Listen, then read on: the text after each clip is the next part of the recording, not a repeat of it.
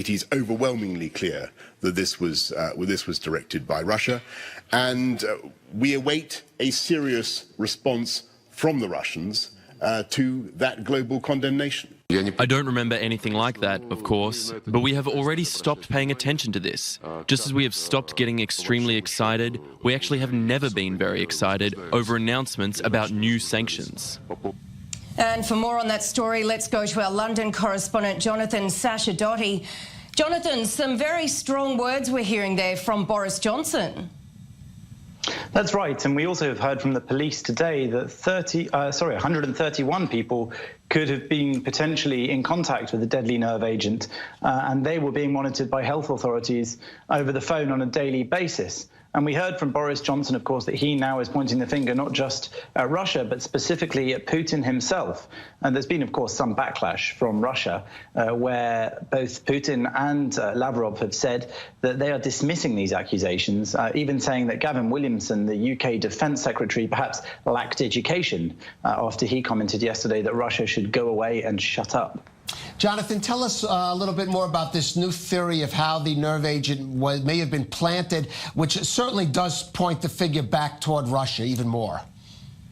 Yes, indeed. Well, Mr. Skripal was meeting his daughter, who was visiting him from Russia. There now is this working assumption that the toxin was impregnated in an item of her clothing or cosmetics that might have been in her suitcase, which she brought over with her from Russia into his house in Salisbury, and that was perhaps the way that the poison was administered. That would also explain, in one sense, why they were targeting her as well at the same time as Mr. Skripal. But these theories have changed day by day. Initially, they seemed to be looking at something having happened in the restaurant. Then they were looking possibly at something having happened in Mr. Skripal's house. Then at another moment, there was some discussion over whether or not the poison might have been administered somehow in his car, perhaps on the door handle. At any rate, if it was traveling with his daughter, Yulia, it could have been in any of those places, depending on what exactly it was impregnated into and where she took it out and touched it, where they breathed it in, where they had it exposed to their skin. So these theories are still rallying around. Over time, I'm sure the police will investigate and find more conclusive evidence to back one of them up. And Jonathan, there's another investigation ongoing into the death of the other Russian, Nikolai Glushkov. What's happening there? Well, Nikolai Glushkov was found on Monday night in New Malden. Police have announced that this is now a murder investigation. The Metropolitan Police are saying that the Counter-Terrorism Command is maintaining primacy in the investigation because of the associations that Mr. Glushkov had in the past.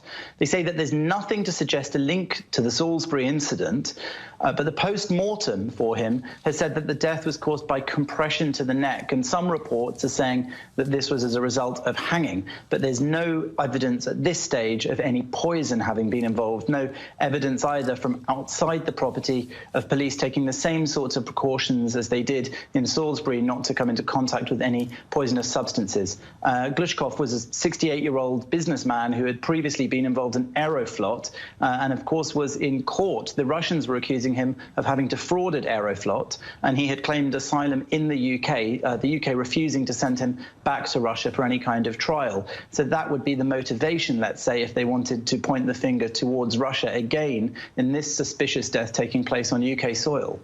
Jonathan Sacerdoti, thank you.